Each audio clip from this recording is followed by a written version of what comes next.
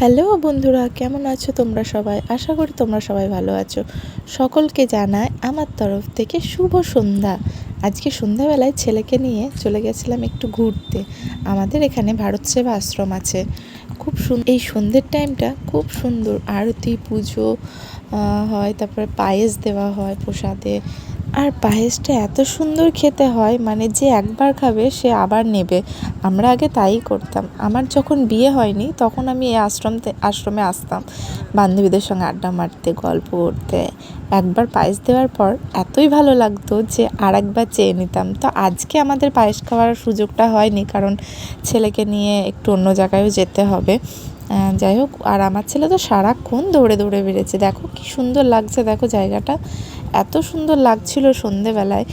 আর দৃশ্যটা দেখতে, মন্দিরটা এত ভালো লাগছে। মন্দিরে ছেলেকে নিয়ে কিছুক্ষণ বসলাম, তাও ছেলে বসতে দেয় না। আর আমার ছেলেও খুব আনন্দ পেয়েছে, এত বড় জায়গা, দৌড়ে দৌড়ে বেড়াচ্ছে। আর সত্যি কথা বলতে বাচ্চাদিকে একটু বড় জায়গা হলে ওদের খুব ভালোই লাগে, একটু খেলতে পায়, দৌড়তে পায়। আর সন্ধ্যের টাইমটা একটু ঘুরতে পেলে না সত্যি সবারই ভালো লাগে। কে কে আমার মতো ঘুরতে ভালোবাসো? আর বাচ্চাদিকে না একটু ঘোরানো দরকার আছে, কারণ সবসময় বাড়ির মধ্যে থাকে। এবার একটু 5টা মানুষের সঙ্গে মিশলে, 5টা বাচ্চার সঙ্গে মিশলে না ওদেরও মনটা অনেকটা ভালো হয়, তাই না বলো? তারপরে আমরা ওখান থেকে বেরিয়ে চলে এলাম। তারপরে এই যে আমার হাজব্যান্ড বললো এই যে ফালুদা বিক্রি হচ্ছে, খাবে? তা আমি তো ফার্স্ট টাইম খাচ্ছি, আমি আগে কখনোই খাইনি। এটা কেমন টেস্ট কি আমি জানি না। কে কে এই জিনিসটা খেয়েছো আমাকে কমেন্টে জানাও।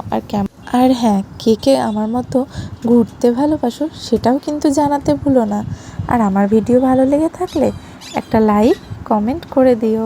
আর আমি তো তোমাদের অবশ্যই পাশে আছি, তোমরাও আমার পাশে থেকো। ওকে, বাই, টাটা।